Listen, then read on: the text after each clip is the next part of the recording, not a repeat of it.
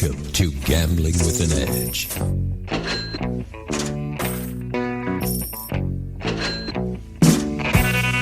now, here are Bob and Richard. Good afternoon. Welcome to Gambling with an Edge. My name is Bob Dancer. And I'm Richard Munchkin. Our guest today is Andrew Uyal, author of the new book, The Blackjack Insiders. Also joining us is Anthony Curtis, who just happens to be the publisher of this book. Gentlemen, welcome to Gambling with an Edge. Thank you. Good to be here. Before we discuss the book, Andrew, you're a regular contributor to the Gambling with an Edge website. Tell us about what it is that you write about. Thanks, Bob. I just try to write about kind of the inside perspective that a lot of people don't get to see with the Question of the Days and with the Gambling with an Edge blog both. Just try to write about kind of a point of view that maybe people haven't thought of, or maybe a point of view that's changed over the years. You know, a lot of the business is changing, so I think it's important to try to get that new perception out there of what the climate in the casino world is like today. We should point out that you are a floor man or pit manager. What is your position now currently? I'm a floor supervisor and sometimes manager as well. Okay. And this is, I can comment on this. When we first, Andy was discovered by Dee Castleman, who's been with LVA for a long time and, does a lot of Question of the Day. And they got to be buddies. And he said, I've got this guy and he's on the inside. And I said, that would be great. I mean, does he know his stuff? Because not everybody on the inside knows their stuff. He goes, yeah, I think so. And so he did a couple of answers, and I said, you cannot put them up until I take a look at them. And I took a look, and they were good. And then one thing led to another that way. Yeah, I would have thought he would have asked Richard and me if we could put him on the website because it's called Gambling with an Edge. It's kind of our site, but no. But I would always hear from you. If it didn't work, I would hear from you. I know that. We're good. So, Andrew, there's a lot of blackjack books on the market. What makes your book unique? Kind of the dichotomy between being a player and then being on the floor and being in the casino too. The addition of kind of the drama at work and how to navigate that. The differences between working at the casino and then going and playing for them a couple hours later, and then using that kind of inside knowledge and just the knowledge of what the supervisors are doing and what might be going on in surveillance and why the dealers might be doing this instead of that. Those kinds of things are kind of it's hard to find in a blackjack book for sure. It's a new perspective. I always thought it was almost impossible to find, and that's why I wanted him to. When we started talking about the possibility of a book after he did some answers on Question of the Day and he did some blog posts, I said, could we possibly bridge this whole thing between what players see and what the pit is thinking? That was what it was all about. Now, where else are you going to get that? You talk to everybody that we know that goes out and plays and you go, everyone's got an idea of what they're doing in the pit. And unless you end up, dating one of the pit girls or something like that, you're just not going to get that information because typically you don't really get friendly with these guys so much. And then we took it to another level where Andy was actually going out and playing. So he wasn't just like, okay, we're over a beer. All right, how would you handle this? Well, this is what we would do, blah, blah, blah. He actually went out and played and did it and was able to watch. And I said, all right, I've never seen this before in a book. And that's what I think, made this one different. Did you ever get heat from your work for being out playing? No, I suspect that some of the higher-ups kind of knew what was going on, but we never really got talked to or anything about that. They were pretty good about, what you do on your own time is kind of your own business. They were good about that. I knew a guy who got fired for card counting. I mean, he was now this is going back years and years, but he was a dealer at the Dunes, and he went out counting cards, and he got barred at a casino, and they called over to the Dunes, and the Dunes fired him because of it. So yeah, but that was the casino pressed it though. Right? Wherever he got thrown out of, that puts you in kind of a bad spot, I reckon. Yeah. If they hadn't pressed it and they just knew about it, would they care? I mean... No, probably not. Yeah. One place I worked, they asked me if I had been over to a certain casino recently, and I said that I hadn't, and I guess my picture had come across my boss's desk, and they thought that somebody else that was playing and counting, they thought that was me, and it wasn't. So that was a little bit funny. It wasn't me, but they kind of thought it was. So they were asking me if I'd been playing or anything lately. But they knew that you were out counting. They knew that you counted cards. Yeah, I had stopped playing by this time, but yeah, they knew about my past. Oh, this was after. Yeah. Oh, okay. All right. Because I was gonna say you didn't play that. You played only for a while till you got your feet underneath you before you guys were out, right? Right. And I had a couple of different stints where like I stopped and then I'd pick it up again a little while later, and this was after one of those. Now, did they ever come up to you and say, "Hey, we think that guy's counting. Go check it out"? Yeah, they sure do. It's a good way to not bother surveillance with watching somebody for a long time, because it takes them a lot longer to compile the data and stuff like that. So if they suspect somebody, yeah, I'll check them out for a few minutes. And by hovering close, or by doing it from a distance, or I can not too close. I mean, you don't want to be hovering right over from somebody. 3 feet, huh? Right. Yeah, I can watch the game pretty casually from, 10 feet away and get a pretty good feel within a couple shuffles. Well, have we said where you work, or is that not? We're not saying that. That's up to Andrew. Yeah, that's up to you. I think it's pretty common knowledge at this point with my work on LVA that I work at the Cromwell. Okay, well, I was going to say, because if you want a history of sweating, that used to be the Barbary Coast. Right. I mean, was there ever a greater sweat joint?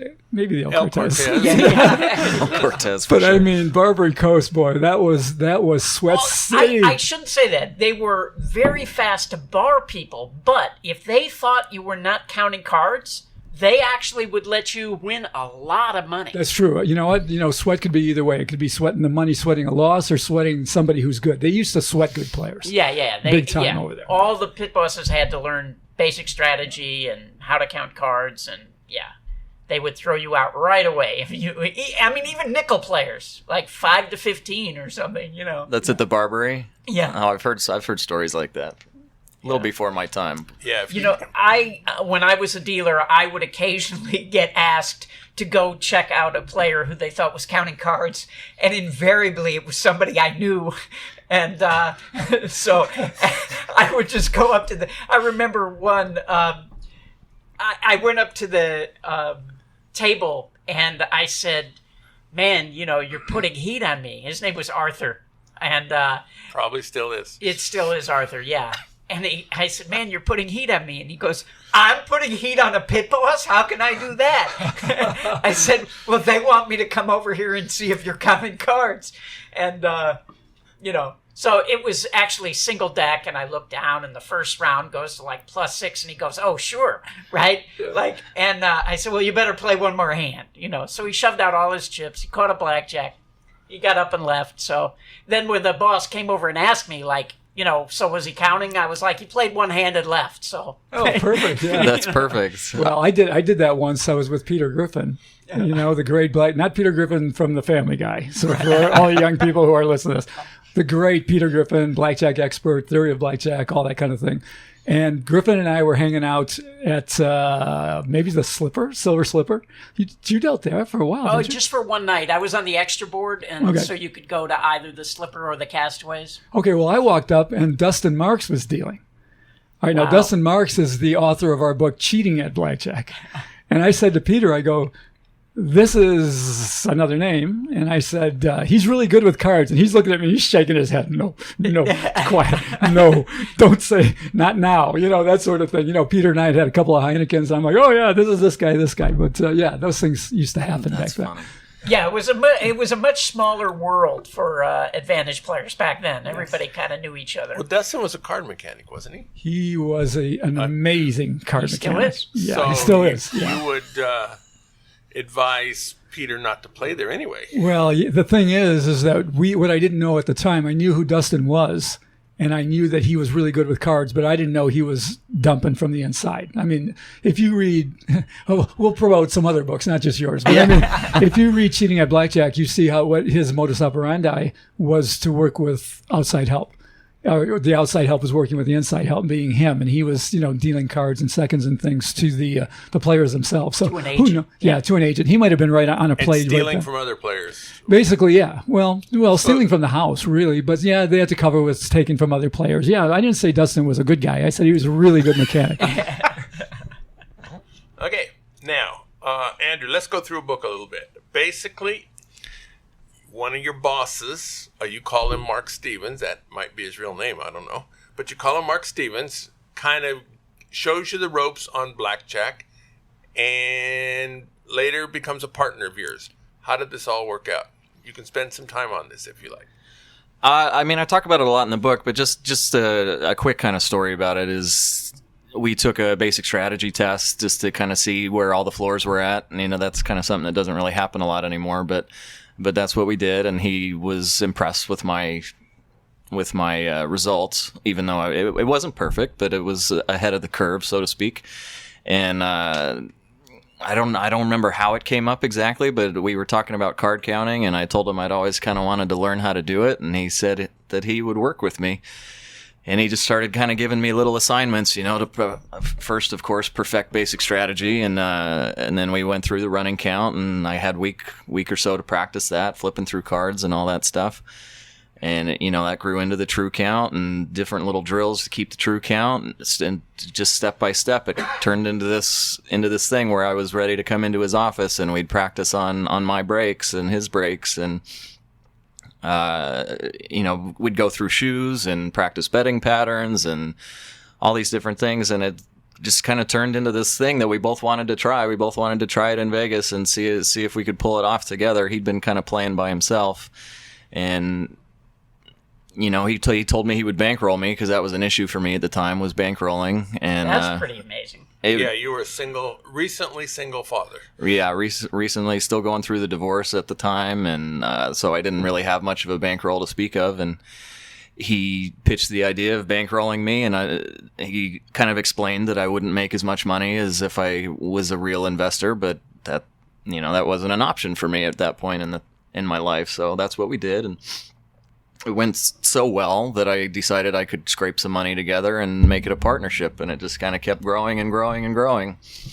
And is that something, you said they gave you a basic strategy test. Is that something that happens nowadays in casinos? The last one I took was that one in the book. And that was 8 years ago. And was that just him that decided to do that, or was that a casino policy? To my knowledge, that was a Mark thing. So the answer is no. They don't. They don't do that. Although there's, when my son got out of high school, I got him a job in a casino at 18. In California, there were some casinos, and they gave everybody coming into the dealer school basic strategy. And I got a call from someone connected to the casino and said, "This is the first time ever that one of our students told us that our basic strategy was wrong, that we were teaching everybody."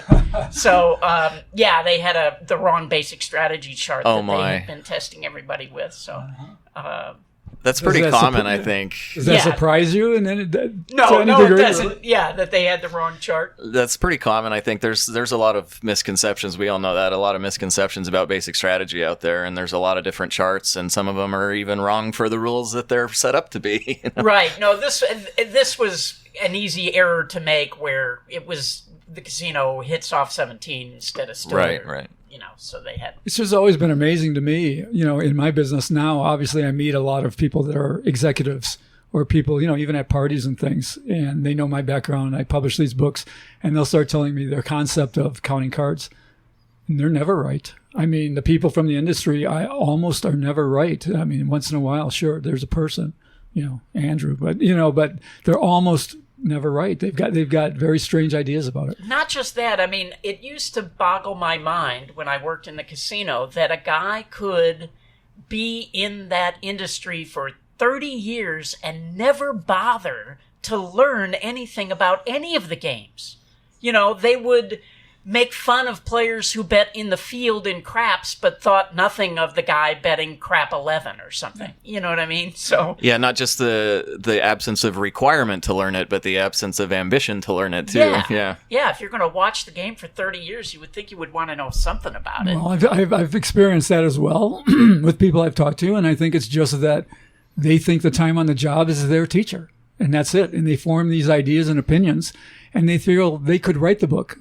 let alone why would they read one? And they've never really read the mathematics about it, and they've come up with some faulty assumptions, and that's what they've lived by all their lives. That's what I've seen for 3-4 decades here. It's easy to talk about the staff that way, the bosses and the dealers, but I think it's the same way for the players, like the people that have been playing blackjack for 30 years. Every table's full of those too, right? And they say almost the same things about how they've been playing this game for so long. They know what this is going to be. They know what that's going to be. I used to get that from my father. I had been a dealer and a boss and was working as a professional gambler, and he would come up with this stuff that, oh no, he knows it's true because some judge he knew in Chicago has been coming to Vegas for 40 years, so. Right. Yes, and I was told that the house always wins by somebody who knew, because this guy who could buy me over many, many times told that. So he had to be the expert. I was going, just because you're rich in life does not mean you're knowledgeable. So True blue. All right. Now, as your journey progressed with Mark, you both end up not keeping your full-time casino jobs. Correct. For different reasons. This turns out to be good news, bad news for you. Tell us how this went. It was good news, bad news. It was bad news. Nobody wants to lose a job. Nobody wants to lose the stability of a full-time job. But it was good news because it kind of forced us into a position to make a decision. We had to decide if we were going to find another job or if we were going to try to make this playing thing work for a little while and try to see if we could take our act on the road a little bit, because you can't just play in Vegas every day.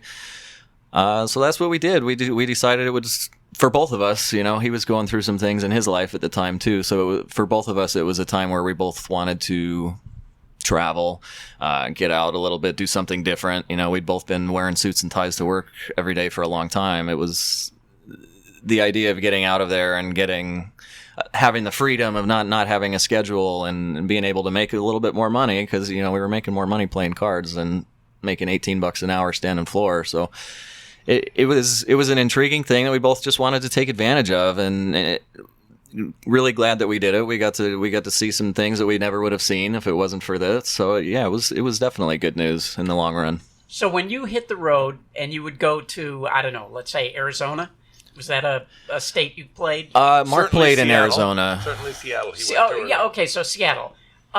Would you use a player's card, show ID, or would you play anonymously? At that point, we were playing anonymously because we were both in all the databases already. So we were playing anonymously by that point, yeah. And so what happens when you're on the floor and you have a player who wants to play anonymously? Does it immediately trigger I need to look at this guy? The act of not playing with a card by itself is not a trigger, because a lot of people don't want to play with a card, especially if they're playing kind of lower limits, and some guys just don't want to be bothered, and some people don't want the mail, and there's a lot of reasons that people don't play with a card. But for me, when I start to piece that together with the other things, that the betting patterns and the behavioral stuff that I see that a lot of other people wouldn't be able to see, then that would the combination of those things becomes a trigger. Of course, you're going to know instantly, right? Anybody who knows how to count cards is going to know somebody else is counting cards. Right. So let me interject. This is the very reason we wanted to do this book. And yes. I mean, these were the kind of questions that we wanted answered. And I can tell you that when I went through the first draft of this, Andrew had answered many of them, to my satisfaction. But how many marks were there on there saying more? Or how many marks were there on there saying, okay, in this situation, what were you thinking? In this situation, what did you remember or see? And that's how the next draft came, and that's how this book came about. Yeah. So, I mean, I can't tell you how many people tell me, oh, you have to use a player's card these days. You can't play without one. And so now we're hearing that I think it's not an automatic trigger. I think it kind of depends on where you are, because I work on the Strip, so if somebody's saying they don't want a player's card, I mean, there's thousands of people that are coming through there every day. But if I raised a little suspicion in places that had smaller casinos, like Seattle, for instance. All the rooms up there are pretty small, and they thought it maybe was a little strange that I didn't have a player's card. So it does kind of depend on where you are, I think.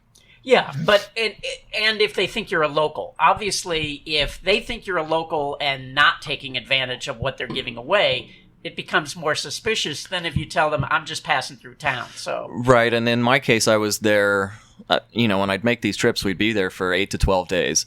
So the first day when I didn't want a card, it was one thing, but then you get into the second, the third, and the fifth day, and...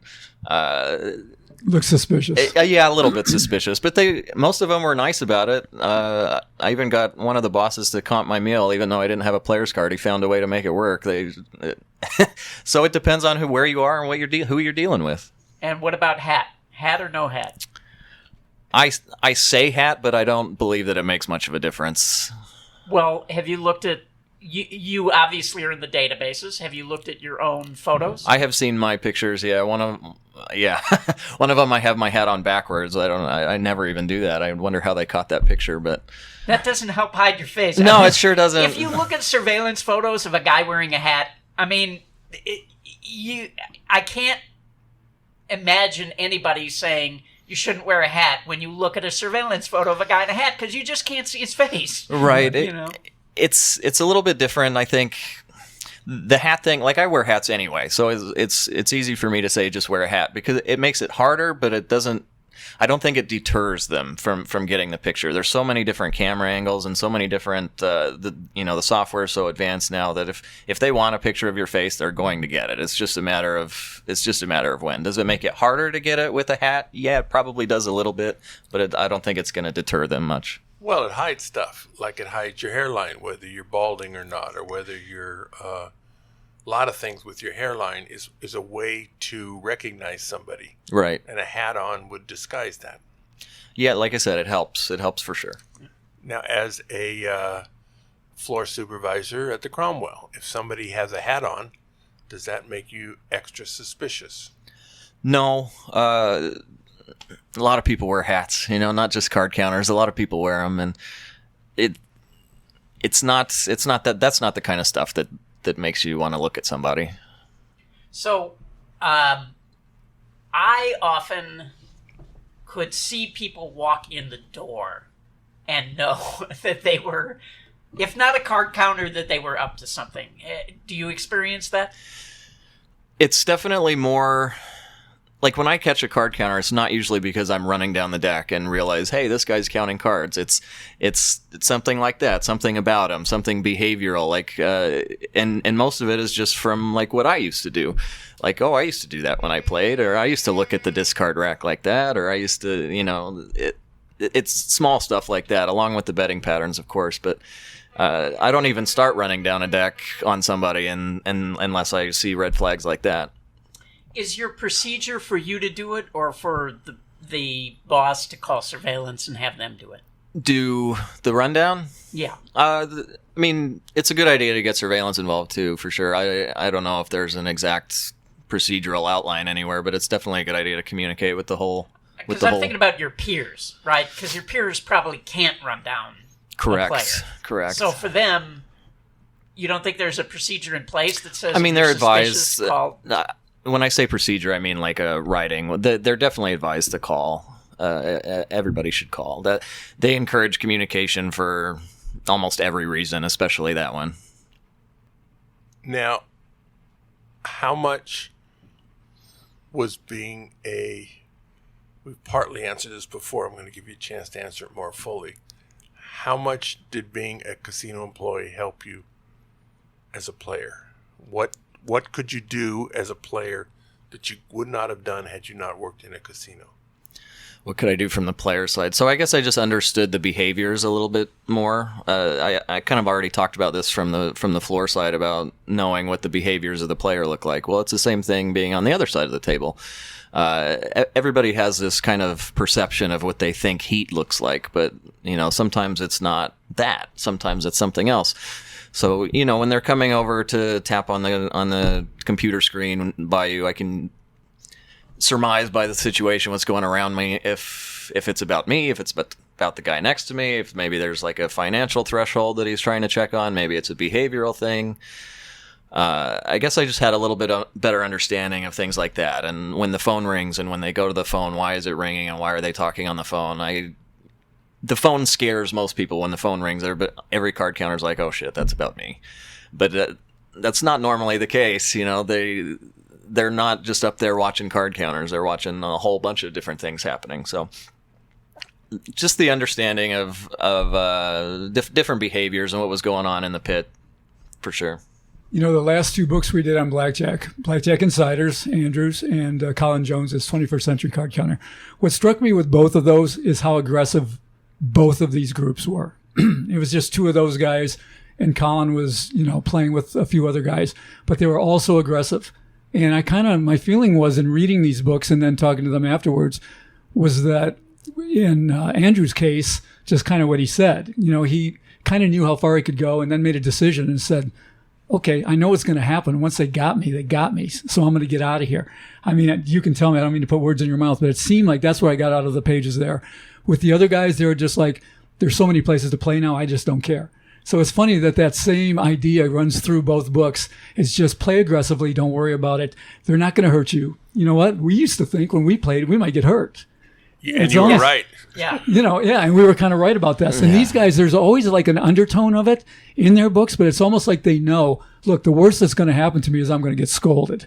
And I think that's what's changing, like this new breed of blackjack player, is they're kind of getting it, that they don't have to worry about the things that we used to have to worry about. The casinos have faced repercussions for it. So, the physical danger is just not...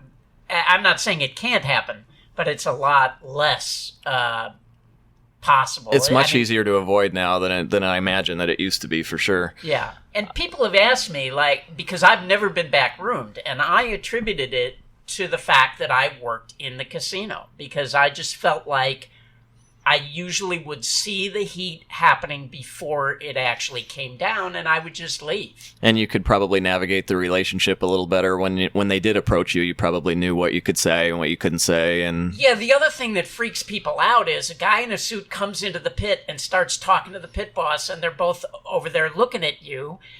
And then the guy approaches the table, and it turns out he's a host. You know what I mean? So, but got that. That story's in here. That story is in the book, for sure. That's happened to every player, right? I mean, but there are players who would get up and be out the door before the guy could come approach you, and now you've just kind of backed yourself off. Well, again, that's with both of these. That was one of the key sort of themes going through it, is don't back yourself off.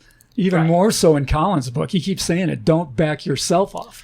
And I think that I used to back myself off a lot, And I think that was really a big mistake. I left a lot of money on the table by doing that. I tend to be a little bit more careful in Vegas, I'd say. But when I'd start traveling and, when I was in, say, Mississippi, for instance, I knew I wasn't going to go back to Mississippi. Like, I knew what my plan for this was. And I could be more aggressive because I was just going to play until they told me I couldn't play anymore. When you're somewhere, especially that you don't think you're going to be back to, or that you're not going to be back to, just go all. There's no reason to hold back, Yeah, that's the theme I'm talking about, and it was very evident. But it's also kind of cool that in some places you see that, Andrew Uyal kind of loses his cool a little bit, and he loses his composure. And I mean, as I'm reading this myself, as I'm editing it, I'm going, really? It scared you too, even at some point, where you got a little bit, got caught off guard or something. So there's a little bit of that in the book too, which makes you as a player go, okay, it's okay. You can get scared, you can get nervous sometimes. It happens to everybody, right? That's kind of what I wanted to do. I wanted to be relatable. A lot of the stories that I've read don't touch on the fears and like how, you shake a little bit when you get that tap on the shoulder, security approaches you, and how hard the losses are. And things like that I don't think get talked about enough. I definitely wanted to touch on that. It is scary, when you're surrounded by security guards and in a place you've never been before, and they're all trying to push you in one direction. It is scary. There's absolutely. And the losses, sitting in a hotel room in the middle of Iowa in the middle of winter, after getting your brains beat in. I mean, it really sucks, and not enough people talk about that. It can suck for sure. You're not just the losses, but what you're putting yourself through to go through those losses. A lot of times you're sitting in these horrible chairs. A lot of places don't have nice chairs anymore. The smoke, which was great about Seattle, by the way, non-smoking. But you had the smoke and the people that you have to deal with, the people that are getting on you for your play, and just the combination of all that thing can be really hard to deal with, especially when you're losing. Yeah, well, it seems like this is kind of unfair to Bob Dancer, leaving him out of the discussion, because there's probably no big swings of fortune in high-stakes video poker, right, Bob? Right. And another thing that I dealt with, and I don't remember this in the book, but dating was a real difficult thing for me when I was out playing full-time, just because... you go out on a second date and you have to say, my name's not Bill and I don't live in Phoenix, and I'm not a real estate developer or whatever your story was.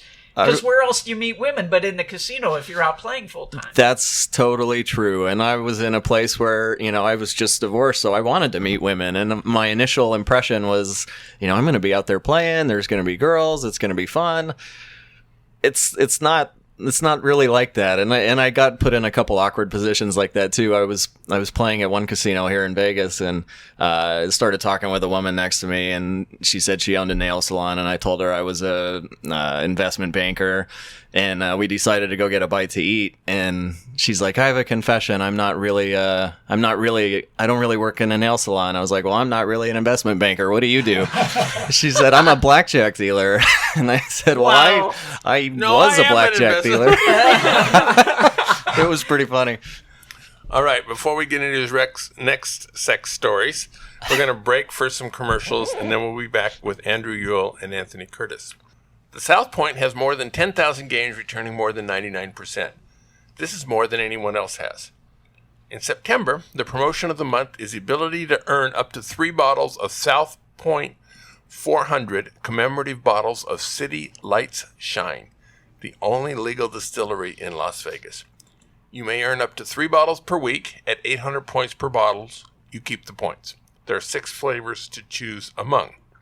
Week 3 of the 10-week semester of free video poker classes will be on Tuesday, September 17th, starting at noon. The game will be 9-7 double bonus quick quads. I'll be talking more about quick quads in a few minutes.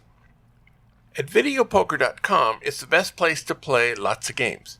If you sign up for the gold membership, $8.95 a month or $79.95 a year, this allows you to get correction on most of the games.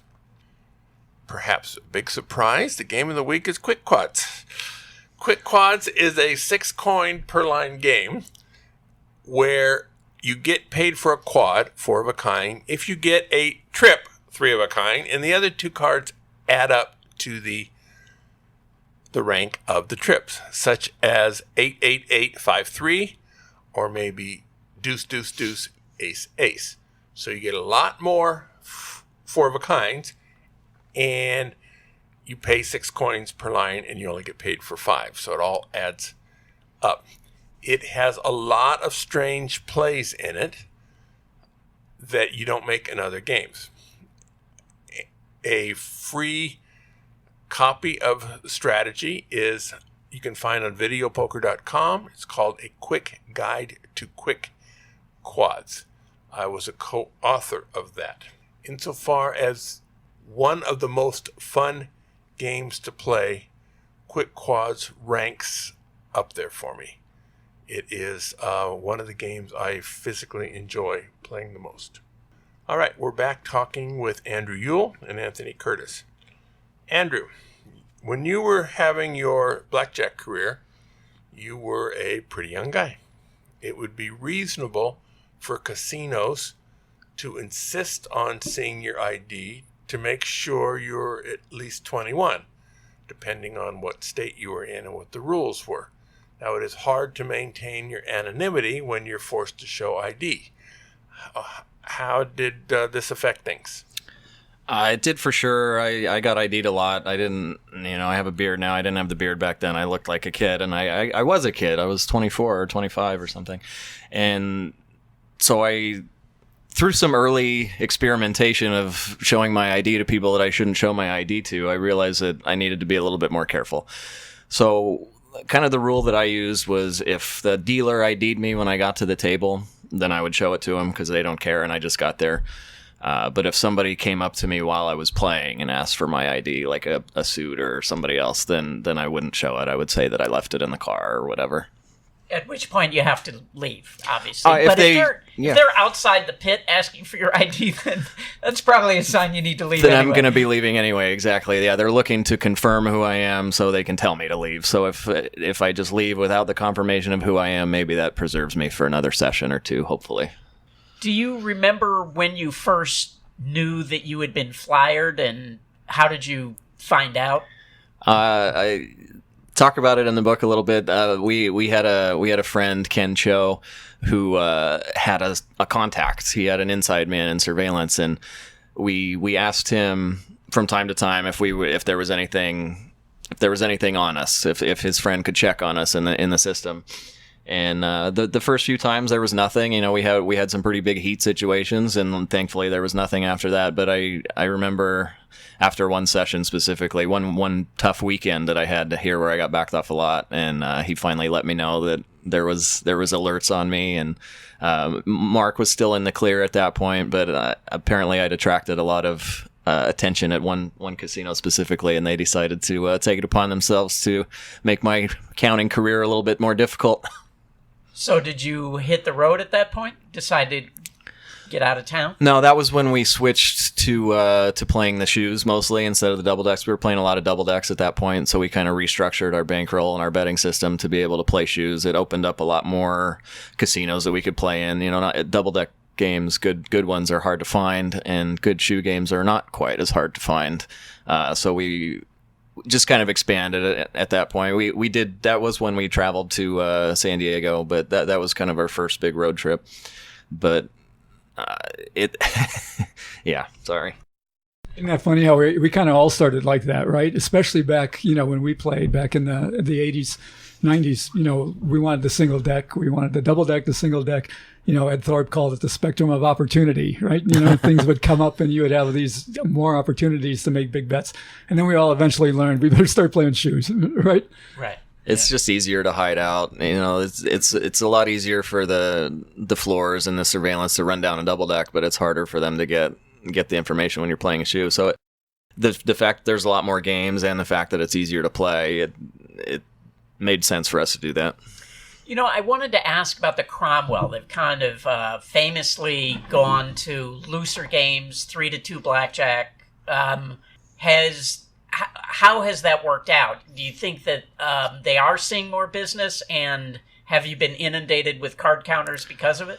They've absolutely seen more business. It was a brave thing that they did to attract that kind of player, you know, with the 100 times odds and the affordable single zero roulette and the 3-2 blackjacks. It was a brave thing because nobody else on the strip is attracting that kind of player. You know, if anything, they're going backwards. They're going the other way, more 6-5s and continuous shufflers and triple zero roulette, for the love of God. And so it was an interesting move that they made, but they're losing house edge. You know, they're losing a lot, but you attract a certain kind of player. You know, you attract a higher level player. You attract somebody that takes gambling really seriously and doesn't want to play on those other types of games.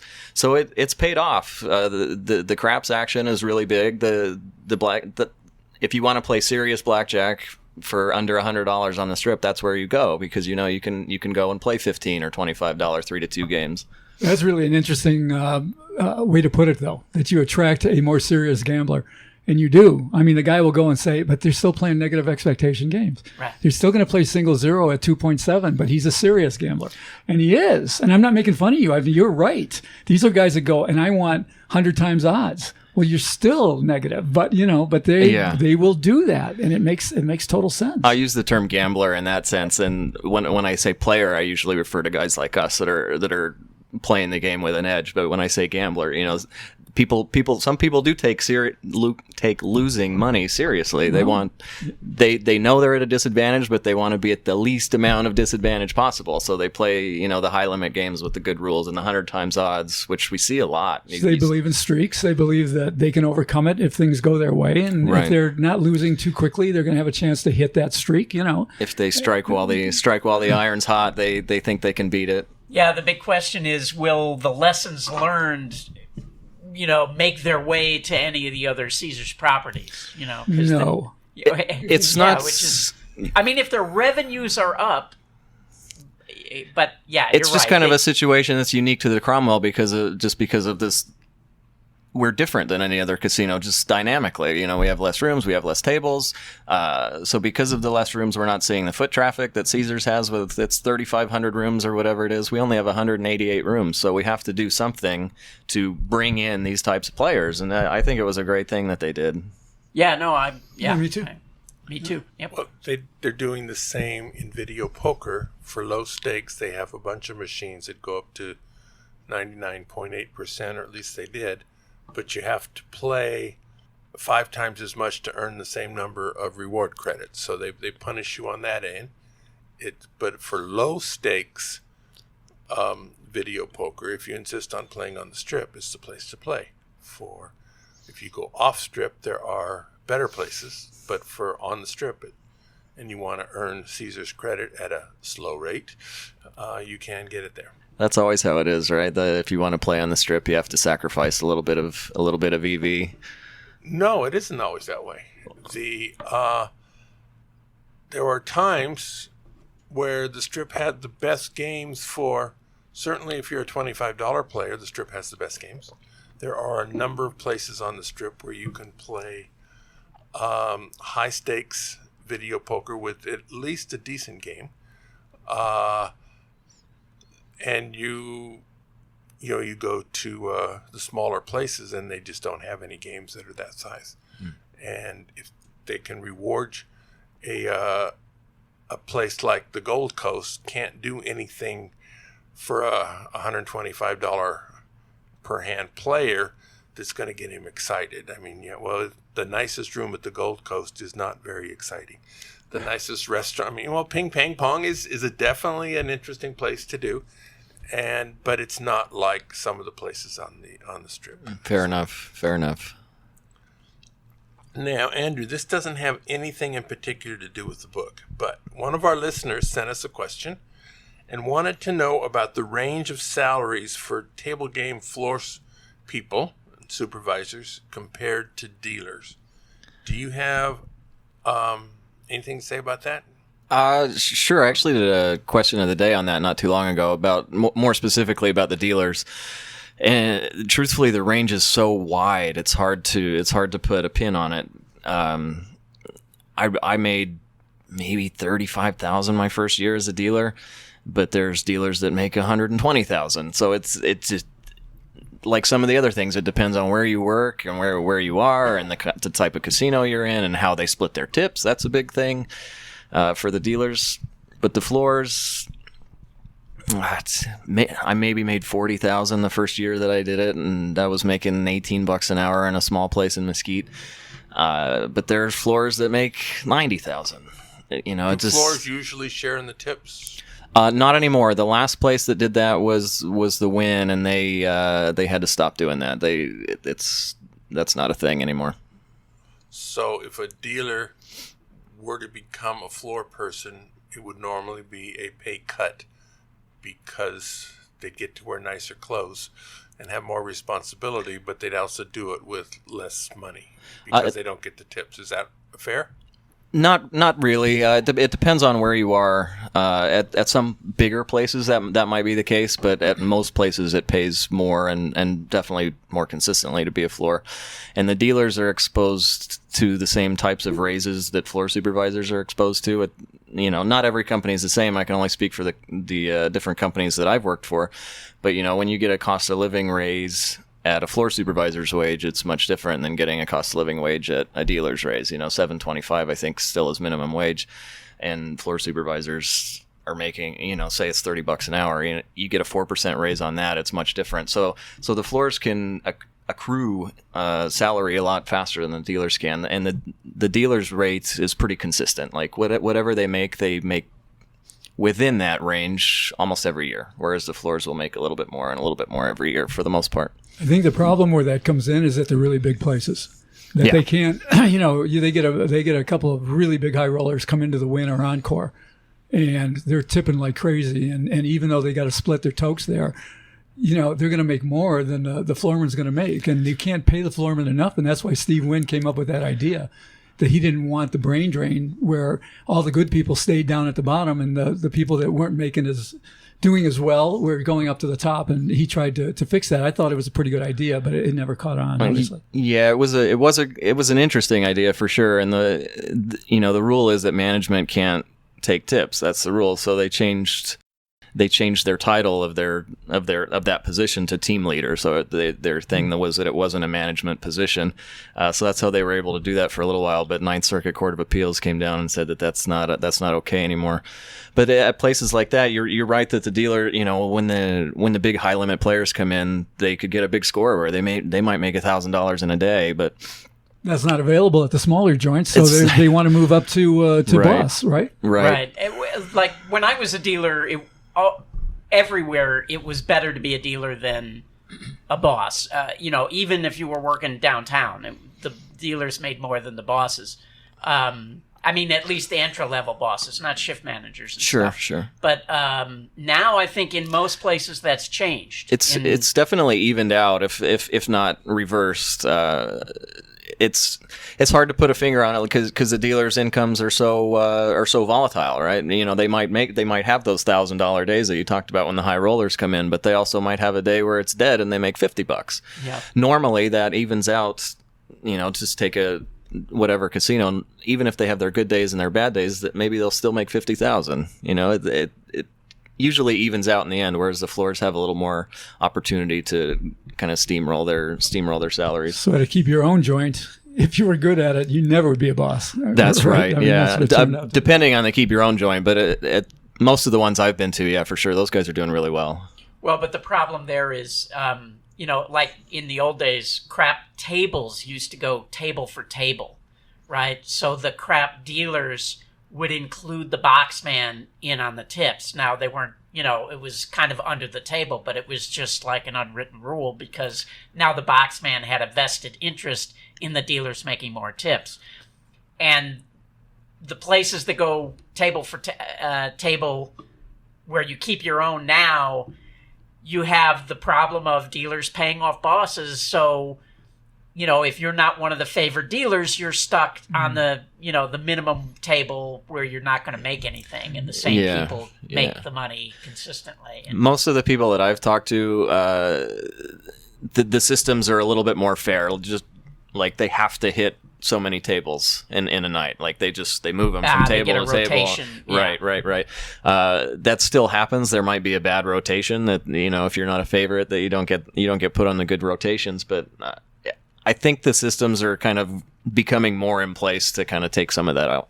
Yeah. If I owned a casino, there's no way I would allow dealers to keep their own tips. It's too much incentive for stealing to go on. Yeah, and other things too, right? Yeah. And there's a lot of room for manipulation there. That's actually a kind of a hot topic in gaming right now, and gaming management is, new casinos are popping up all over the country, tribal and untribal, and they're trying to decide how to pay the dealers. How are the dealers going to get paid? And a lot of times the only way to incentivize people to become dealers is to say that they're going to keep their own tips. I've got a friend I'm talking to right now that's going through that exact issue, and she thinks that the only way that she can get, because there's just not enough. There's not interest in places that don't have casinos. There aren't people that want to be dealers, so it's like a bigger pitch to get people to deal if they're going to keep their own tips. It's almost the only way to do it sometimes. I was waiting for you to say she or her. I knew it would be a female. Why? Because the females can take it off the guys better. A guy, you're not often going to have. What's a guy going to do? Come on to a guy in some way? And you don't have that many high rolling women. You got high rolling guys that come in, and the female dealers. I know one who's just amazing, and she flirts with them, and nothing ever happens. But they toke her out the door, man, And for females, for women who have a chance to keep their own tokes, they can make a lot of money. The woman I'm referring to is a shift manager that's trying to make the decision, but you're definitely right about that. Yeah, if your high roller wants a particular female dealer because she has really big eyes, then she's going to do well in those situations. May like big eyes. Now, Andrew, Cromwell's part of the Caesars system. Caesars has been sold to Eldorado. At least that's pending. It's expected to go through. Nothing is certain until it actually does. Among Caesars employees, is there any anxiety, worry, enthusiasm for the impending change? There's not much of anything. Of course, I can only speak for the people that I talk to and deal with every day, but there's not really much of anything. I mean, we all know that the transaction is not going to go through for some time still.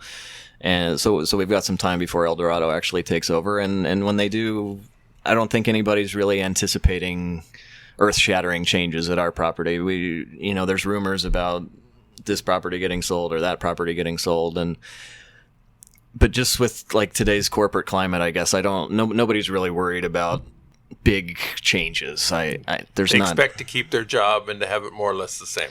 Especially the people around me, because usually when a new regime takes over and they have a new team that they want to put in, that doesn't affect people at my level or the level below me or even the level above me. It's kind of higher than that. So around me, there's not really any feelings, good or bad. On last week's show, it was a Bob and Richard Answer Their Mailbag show. And somebody asked Richard that if you were a low-level player just starting out, where would be the best place to play blackjack? And Richard came up with Seattle. Now, you were kind of a low-level player when you played at Seattle. Would you generally agree or disagree with Richard's assessment? I agree with that. My only question would be bankroll issues, because it's mostly shoe games up in Seattle. I think I played maybe a couple double deck games, but it's mostly shoe games, and you need a bigger bankroll or we did anyway. We needed a bigger bankroll for our betting system on the shoes than we did on the double deck games. But Seattle's definitely a good place to play. The heat's low. That was one of my favorite trips that I took was Seattle. The penetration is amazing, and it's a great place to play. The main thing I've heard about Seattle area and Washington and all is all the match play. And I'm telling you, when I first came to town, that's where all this couponomy started. All the stuff in Las Vegas Advisor, coupons and this and that, where I got the idea. I mean, talking low level. We made our bones, man. We made our bones on playing match plays and coupons of different sorts. I've heard that the match play up in that area is just absolutely amazing. It's killer. It really is. I didn't get a player's card up there, but I saw everybody else around me that had them, and match plays were running the table. And they daily. Yeah. You would get like a daily $100 match play. And there's a lot of little casinos, so with low minimums and absolutely. When you're really, really getting started, that's gold. That's just gold. I mean, they're so powerful. That was how I got started in Me video. too. I'm raising my hand here. Yeah, good. Yeah, we all. And for those of you who don't have color radio, it was his left hand that he was raising. All right, we want to thank Andrew Uyal, Anthony Curtis. It's been an informative interview. The new book is called The Blackjack Insiders. It's available now from Huntington Press. Thank you, gentlemen, very much. Thank you so much. It's fun. Thank you, Richard. Go out and hit lots of royal flushes, everybody. Good day.